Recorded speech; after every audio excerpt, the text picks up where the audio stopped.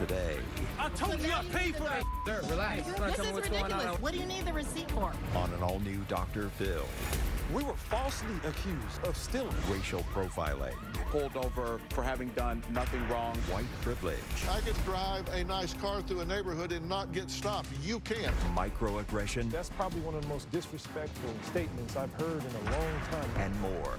All white people are now being portrayed as racist. It's not fair. I am certainly not going to apologize because some other bad white person did something to somebody. I'm not going to let the black community demonize my race. I think it's a matter of being open to just say, is there something I can learn?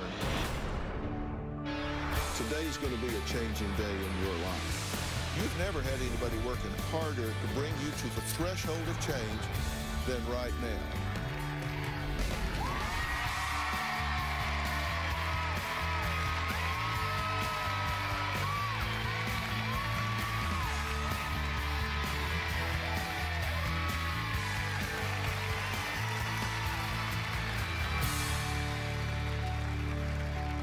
There's no denying it. Our nation is in the middle of a political, cultural, and racial divide, and it's not theoretical. You can feel this. It's palpable. What do we want? Justice! What do we want it now? Protesters have taken to the streets across America, outraged over the death of George Floyd in police custody. From Minneapolis to Dallas and San Francisco to Atlanta, we've seen demands for justice and equality. Our news is in Atlanta, Georgia, as racial tensions rise in the U.S. The latest CBS poll shows that racial tensions in the past year have increased.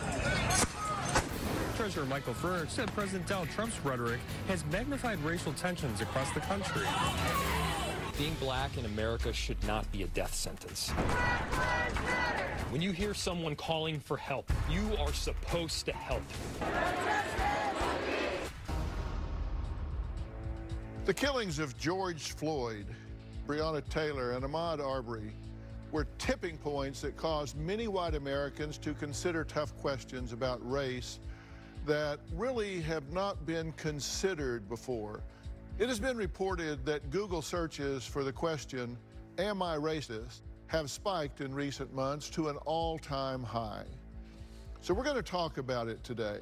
The idea is to have difficult but respectful dialogue as a way for us all to not only look within ourselves, but also jumpstart the conversation with our family and friends. Now, I'm challenging us all to take a closer look at how we interact and treat black people as a group who have undeniably helped to build this nation from the ground up. It is no longer okay to sit on the sidelines and be neutral. But the good thing is there are many white people out there who want to understand and learn. Now, I want to be clear. This isn't a platform to put people on the defensive, but to show them where they may be looking through the wrong lens and how they might be able to help our society by being more aware. And let me be very clear about two important points, important to me. First, I don't talk politics on this show, and today is no exception. I talk about important psychological issues, social issues, and family issues. Second, I'm not here today to make anyone feel guilty about anything. I want us to have an open, intelligent, respectful discussion. And I predict no matter where you start in thinking and values, you're going to feel better at the end of today's discussion. But first, I have gathered a group of people willing to have this discussion comprised of white Americans who say they're not racist, and black Americans who say they live with racism, implicit bias, and microaggressions on a daily basis due to the color of their skin. Now, my first guests are a black couple who say an encounter with a store manager went wrong, and they suspect it had to do with their skin color. I told her I paid for that. A black family says they were followed out of a Nike store in Santa Monica by a manager accusing them of stealing a basketball, but they say they paid for it. I told you I paid for that. Sir, relax. Last summer, my family was racially profiled at a Nike store. Joel was buying our son Samuel his first basketball. We left the store, and I heard a commotion. A white woman was approaching my husband, being all aggressive and in his face. Told you we bought it. What do you need the receipt for? Because we didn't have our basketball receipt. What are you talking about? When I saw this woman, I thought to myself, what the hell is this white woman approaching this black man on the street? What does it say on there? Anytime a white woman gets into a conflict with a black man in public, it's not a good situation. Then she flagged down police officers. My reaction was, what is going on? I have no clue what's going on. You guys want to tell me what's going on? Yeah. They walked up to him and said, give her that stolen ball. Joel rolled the ball across the street and threw the receipt. After showing the receipt, the officers gave us the basketball back. So now you come refund his money, and I want an apology. This is ridiculous. And it's profiling. I told her I wanted to return that ball and that I wanted to speak with her manager immediately.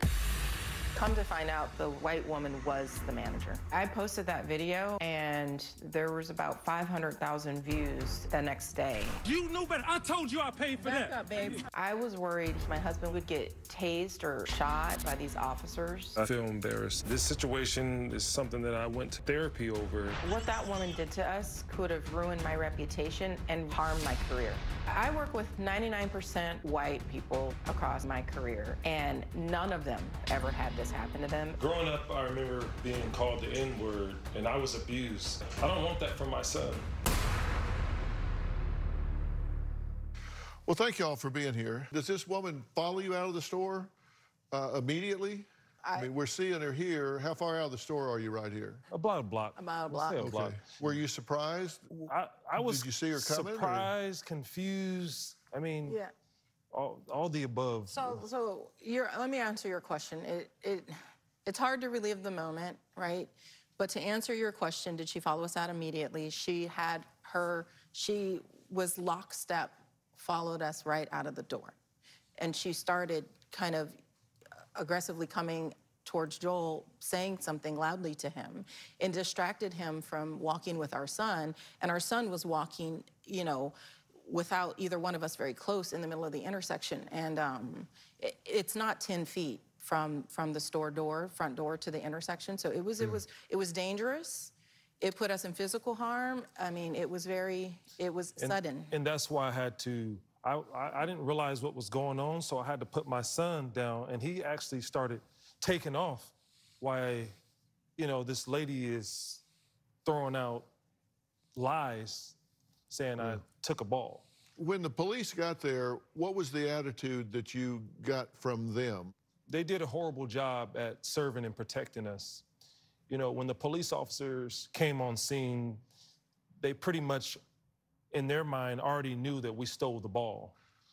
They didn't come to us asking us how our evening was. They pretty much acted out of hate because of the lie that she told that we stole the ball. When they approached, they didn't even say, you know, excuse me, sir, can I see that item? We need to ask you a question. They approached my husband and they said, give her the stolen ball. In effect, they were stealing our property. Wow. She sicked those officers on us and told them that we stole a ball that we couldn't have stole, because obviously I didn't steal it because I had a receipt for the ball. I feel like just lying to a police officer, you know, could have got us killed. That's true. You were actually sponsored by Nike for a long time, right? Yeah, I represented Team USA. I told my wife not to film this. I want to apologize to my wife. And later... This is the reason why we're in this situation in America, because people don't think Black lives matter. I do think Black lives matter. Let me finish. I never interrupted you. We just told you we bought it. What do you need the receipt for? After the racial incident at the Nike store, there was no real response or change, and we're now suing Nike. We don't feel like our voices were being heard. Come to the table, talk to us, Hear us out. Let us know that you are with people of color. Help us change what's going on. This should never have gotten this far. This is embarrassing to have to be suing a company that you thought you loved. You were actually sponsored by Nike for a long time, right? Yeah, I represented Team USA in the 2008 World Championships. So right. Nike was our main sponsor. You will see me in a uniform with a Nike check, yeah. which was my favorite, brand growing up. I wanted to be like Michael Jordan. That ball was really significant to me because that paid my way through college. Well, Nike responded to this. On the 19th of July, they issued this apology. We are taking the recent situation at our Santa Monica store very seriously, and we're currently investigating the facts. We have reached out to the family to express our deepest apologies, and we will continue to work with our teams to ensure we deliver on our expectations for consumer experiences. They've made billions of dollars off of the backs of people that look like me, right? Billions. So what is your expectations? What are you planning to do to change the infrastructure of your company so people like me can feel safe? Read that police report. She told the police officer the guy in the pink sweater stole the ball. How can I steal something and I pay for it at the same time? And imagine, I told my wife not to film this because I knew that I will be on Dr. Phil one day. You know what I mean? And the sad thing about it is I was mad at her in a moment, but this is the only thing that is exonerating us. And I want to apologize to my wife openly in front of the public, the world, whatever, and tell her I'm sorry for telling her don't film that because I was so embarrassed. And now I refuse to be embarrassed, to fight for my freedom, my justice for all. For a country that I represented, a country that I won a gold medal for. I refuse to sit dormant and not fight for people like George Floyd that can't talk. Mm-hmm. That could have easily happened to us. I have a son, he has a daughter. I'm here to tell my story, right? The story of truth, the story of being discriminated against, the story of being hated for nothing. And the thing, Dr. Phil, that really hurts, as a black man, I'm 37 years young. I've been called the N-word. I can't even count how many times. I don't care about myself. When I look at my son and say, wow, this, not even 2 years old, he has to deal with this, right? My son has to deal with this. So I was like, no, I refuse not to fight. I refuse not to fight. I refuse not to ask a company like Nike to stand with me, just like how you stand with me when we won the gold medal for you. Yeah. I refuse not to just sit back and be a coward and not defend my freedom and justice because this is America, right? This is America. My grandfather fought for the country, and couldn't even get a sandwich. He didn't get his freedom and justice for all. He had to go to the bat. And today, after winning a gold medal for this country, guess what? I went to the Nike store, right? I can't even go with my family and be treated right.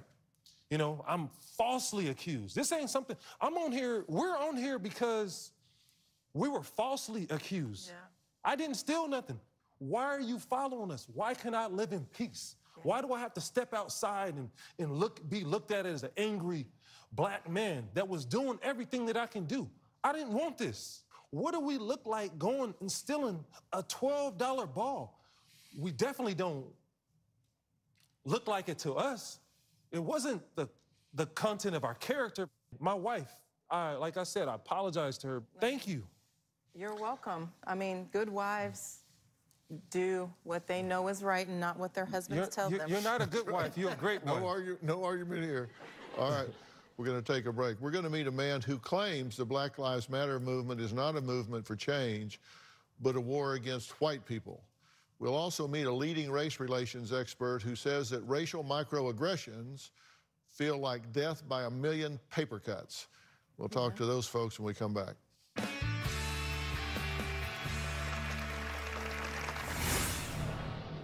My problem with Black Lives Matter is they are a terrorist hate group. Black Lives Matter is not a group. It is a movement.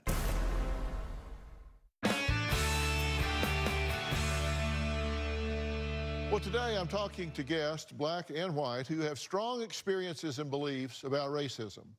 In particular, I'm asking white people to take a minute to really look within themselves to see how they might be able to help our society by being more aware of microaggressions and implicit bias.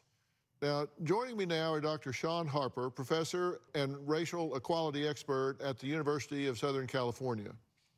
He says racial microaggressions are like death by a million paper cuts to a person of color. Also joining me live from Laurel, Mississippi via Ionico is Jim Segalski, a journalist who caused a stir earlier this year when he branded the Black Lives Matter movement, quote, the war against white people. And Dr. Harper, let's talk microaggressions so people know what we're talking about. Microaggression is a small act or remark that makes someone feel insulted or treated badly because of their race, sex, etc., even though the insult, etc., may not have been intended, and that can combine with other similar acts or remarks over time to cause emotional harm. So it's not a big, gross, overt act. And I think what happened here was beyond microaggression. But, absolutely. And then implicit bias. Implicit bias refers to the attitudes or stereotypes that affect our understanding, actions, and decisions in an unconscious manner. So it's not something that people consciously select, but it's there. It's preconscious or unconscious, and it's a filter they look through. Fair? Absolutely. Both of those are accurate. One of the things that most people misunderstand about microaggressions, they think of them as just being so tiny. Why are you so offended by such a little thing? You got to get a thicker skin, many people will say, right? But what they don't understand is that it is the everydayness of racial microaggressions. If you get a paper cut, yeah, it stings, it's annoying, but just imagine all day long getting one paper cut after another. Eventually you may bleed. Eventually the wound may become infected. That's how racial microaggressions are experienced by Black Americans and other people of color. Driving while black is another. And the constant threat of being pulled over by a police officer for having done nothing wrong. Yeah. And here's a video that depicts the adverse impact that microaggressions have on black people. Now, this role play scenario is from Dr. Daryl Wing Sue, professor of psychology and education at Teachers College, Columbia University. Take a quick look. Microaggressions occur because they are outside the level of conscious awareness of the perpetrator. Microaggressions can also be delivered non-verbally through unconscious behaviors or gestures. In this scene, Jenny has finished a late night at the office and awaits the elevator. As the door opens, she takes one step forward, sees a black male rider, hesitates, and immediately clutches her purse and places her hand over her necklace. The hidden communication is that African Americans are prone to crime, will break the law, are up to no good, and will steal. Example, right? A firsthand lived example that I've had way too many times in my life. Yeah. Now, Jim is joining us. You think that Black Lives Matter is a different sort of thing than it's being characterized by in most of the media? Can I first start by saying I know racism exists. It's not like I'm trying to deny racism, but racism is a human trait. It is not a white person trait. My problem with Black Lives Matter is they are a terrorist hate group who actually has advocated for the murder of police officers. That's my problem with Black Lives Matter. Now, if somebody wants to protect black lives, that's one thing, but that group is actually a terrorist hate group, and they overtly have come out and said that they are for the murder of police officers. They've chanted it. Mm-hmm. Doctor? Black Lives Matter is not a group. It is a movement.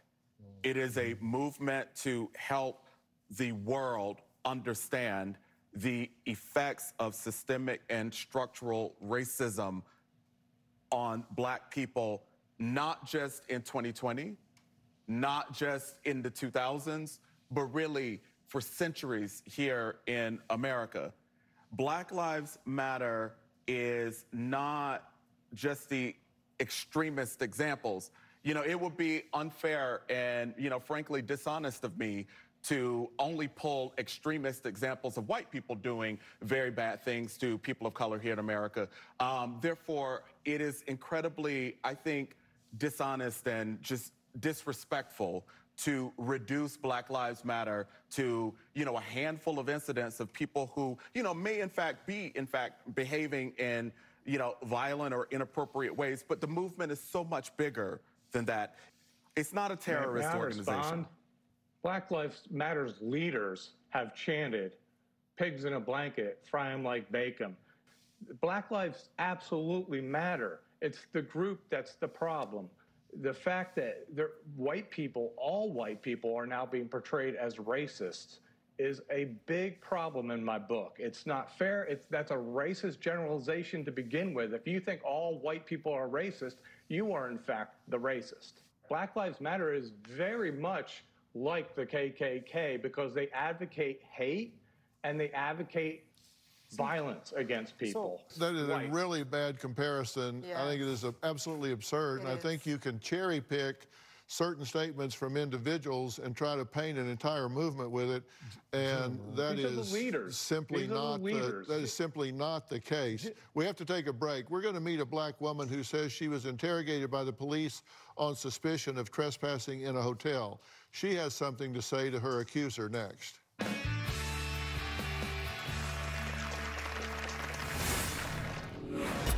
I don't have to tell you. I have a key to get it, and I don't have to tell you who my man. We were the only black family at the pool. She said, I'm tired of you people coming here using the pool. My son is only 11 years old. She thought the cops was going to shoot me.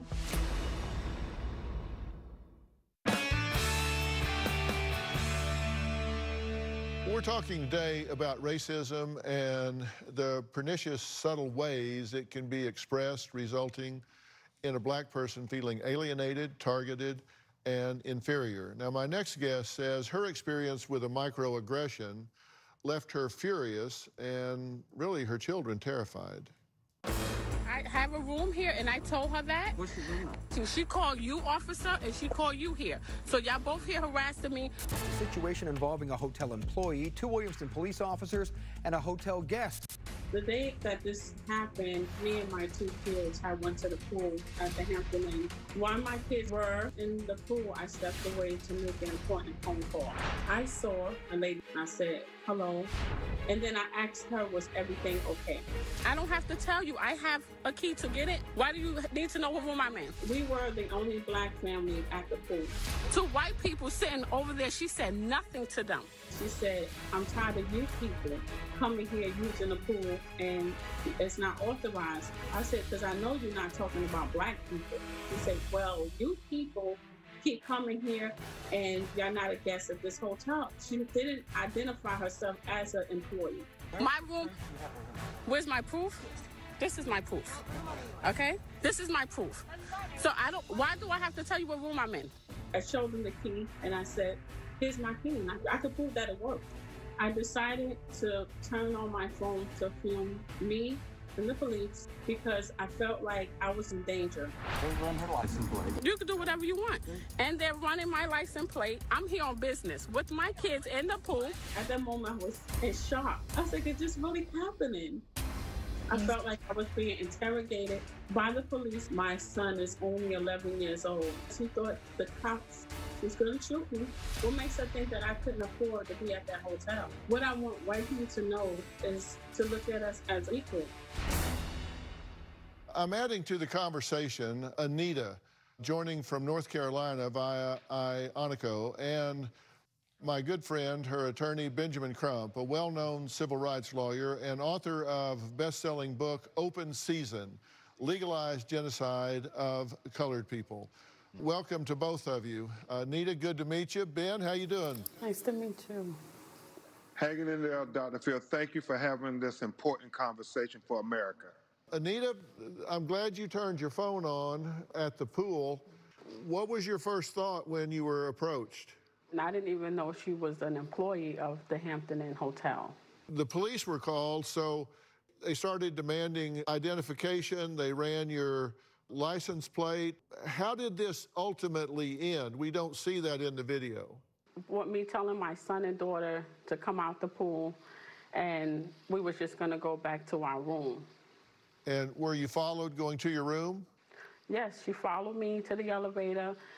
In the video, you can hear her threatening that the manager was going to come to the room, and she was saying a whole bunch of stuff. At that point, I tuned her out because I was just thinking about my kids, that they had to experience this. And my son, he had his head, his chin all the way in his chest, his head down. He wouldn't pick his head up at all. So I just looked at my son, and I was like, oh, he's terrified. Ben, what do you make of this? Dr. Phil, I think far too often you see these microaggressions, as your panelists have articulated, that they lead to action. We see on a larger level, this implicit bias leads to policies and then municipal ordinance. They lead to federal regulations, and then they lead to things where you see a justification of unjustifiable acts like Eric Garner being choked, saying, "I can't breathe" in New York, or George Floyd having a knee on his neck for 8 minutes and 46 seconds. But you have laws that would say, well, they were following policies and procedures, and so they argue that that was justified. That's what we're fighting against. So what happens with this hotel that changes this policy? What will have to happen? Well, it's quite obvious. If you don't respect Black women, if you don't expect Black business and our Black families, then the Hilton should not expect our Black dollars. Because if you're going to discriminate against us, then we have to, as a community, say that we won't tolerate that kind of activity. Anita's son thought the police were going to kill his mother because they were prejudged by an employee who needed better training from the corporation. Here's an excerpt from a statement of apology from Hampton by Hilton. It says, "We have apologized directly to the guest and her family for the experience and will work with them and the hotel to make this right. We remain in contact with the hotel's ownership about follow-up actions and to ensure that in the future, their employees reflect the best values of our brand and are welcoming for all." I don't know who the Hampton apologized to, but it wasn't me. I don't know what they wrote in that statement. That was really nice to write, but they didn't apologize to my children. Anita, how are they going to make it right for our children? But let me say this. The system is working well for them, so they don't feel like they need to fix it. So that's why we have Black Lives Matter. To compare it to the KKK, that's probably one of the most disrespectful and unhuman statements I've heard in a long time, and I've only been living on this earth for 37 years. It's disrespectful to actually call for the murder of police finish. officers. Did I interrupt you, sir? Sir, let me finish. See, this is part of the reason. You're very disrespectful. You don't ever, when someone else is talking, you need to listen. And this is the reason why we're in this situation in America, because people don't think Black lives matter. I do think Black lives matter. Let me finish. I never interrupted you. Don't do that. Go ahead, finish. Don't do it. Stop. The KKK has rippled the Black community for years and years and years. Centuries. And this man has the audacity to say something like that. That shows me your ignorance. My next guest says they feel strongly about the question, are all white people racist? They'll reveal why when they join us next.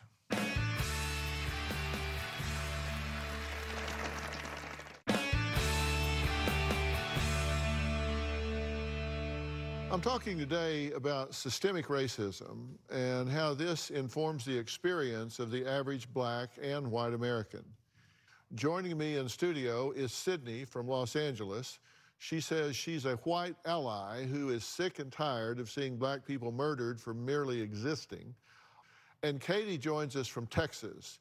She says she's a Republican YouTuber and founder of political and comedy website The Good Patriot. She went viral last month when she posted a video entitled, "Why We Should Never Apologize for Our Race." Hi, America. I'm Good Patriot, and I'm a racist piece of trash. I'm so racist that I don't even know how racist I am, or at least that's what I've been told. So to destroy racism, which apparently only exists against black people, I'm gonna have to do a few things.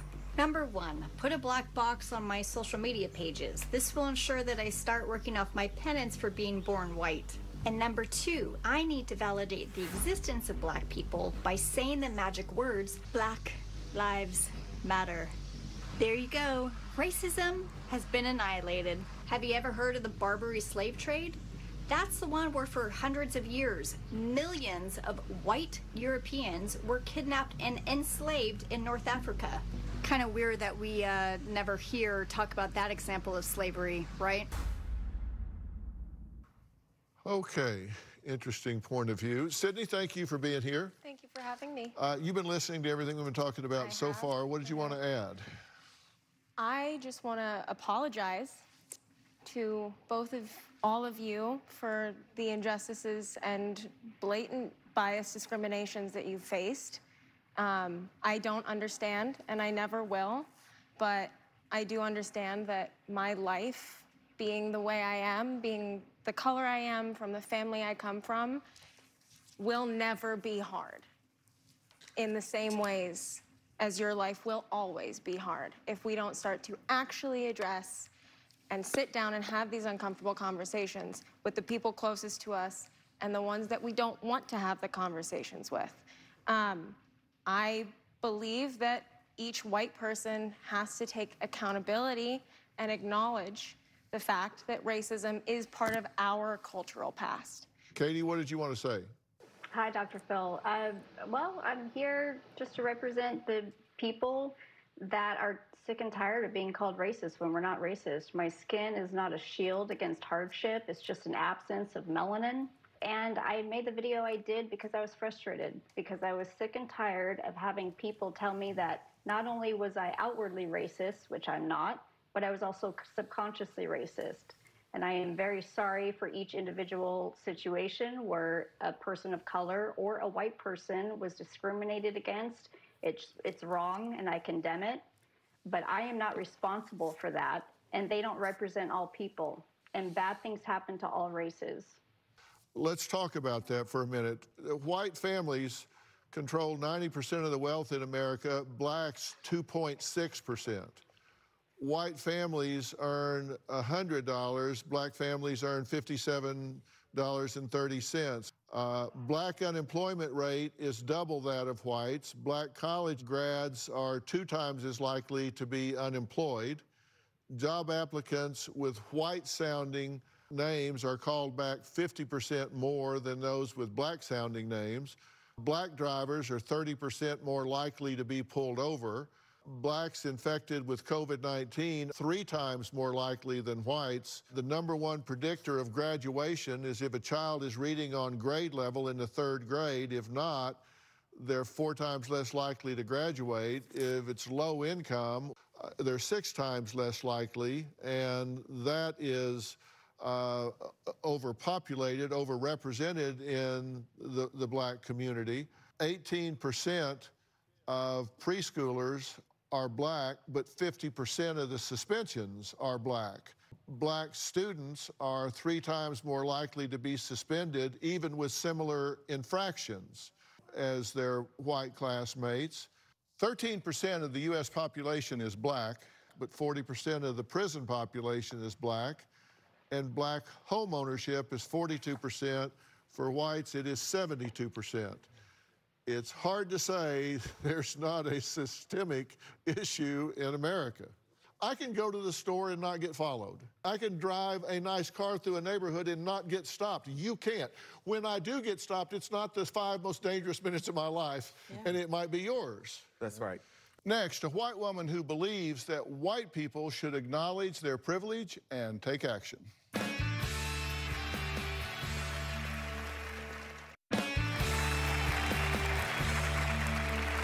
3 years ago on this stage, I conducted an experiment with a group of people from various walks of life to see how marginalized groups fared in life compared to white Americans.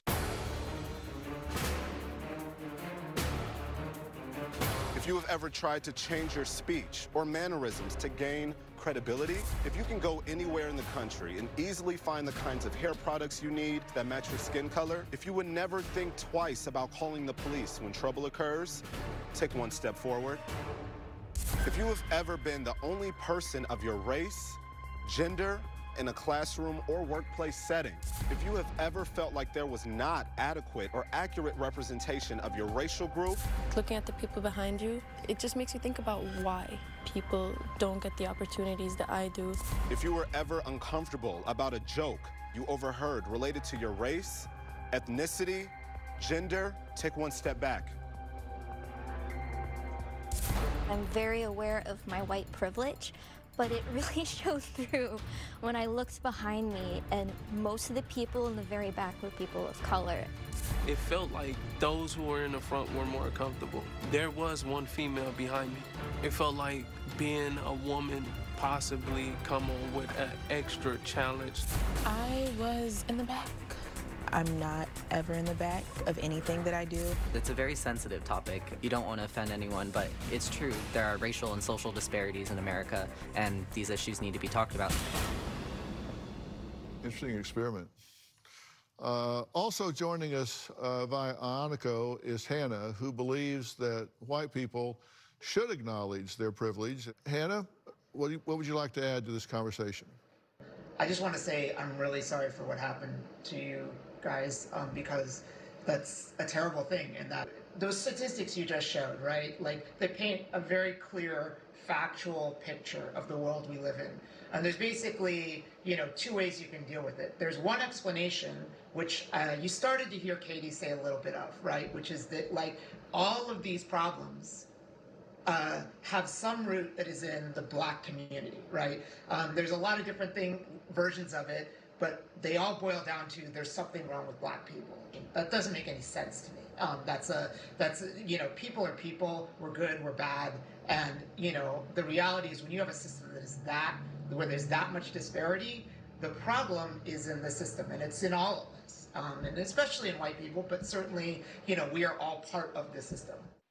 I'm sorry that some white people are jerks, and I'm sorry that some Black people are jerks. Every race has bad apples in there. But I am certainly not going to apologize because some other bad white person did something to somebody. And I'm not going to let the Black community or Black Lives Matter and anyone else demonize my race. I'm not racist, and my life shows that. Yeah, and I think it's a matter of being open to just say, is there something I can learn? There are common excuses to deny racism. The most common are, I have a Black friend, I voted for Barack Obama, I don't have a racist bone in my body, I'm not a racist because I'm 2% Black, I don't see race, I don't have white privilege because I'm poor, not all white people are racist. Meta-communications are outside the conscious awareness, but they're buried in our interactions, and we need to be thoughtful about that. And the only way to combat that is through conscious vigilance. You got to have a diversity of experience. I mean, find out what you don't know. Get outside your circle. Have a diversity of friends, and have a non-defensive attitude, an open discussion, and be an active ally, which Sydney has been such a great example of.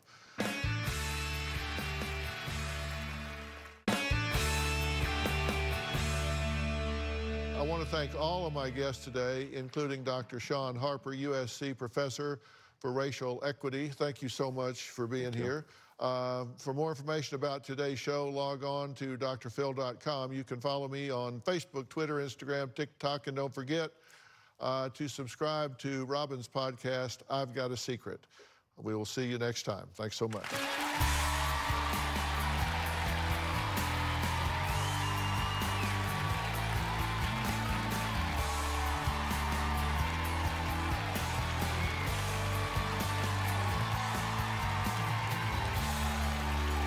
Bounce, bounce, all the girlies bounce.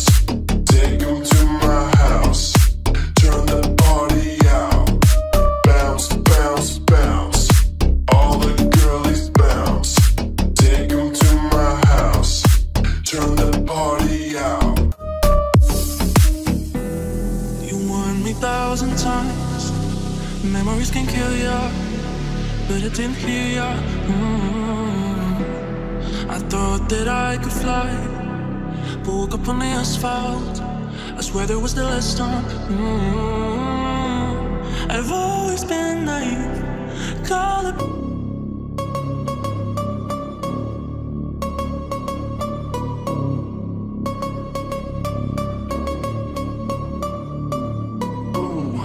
You know we gon' get it. Ooh, you know we gon' get it. Ooh, you know we gon' get it.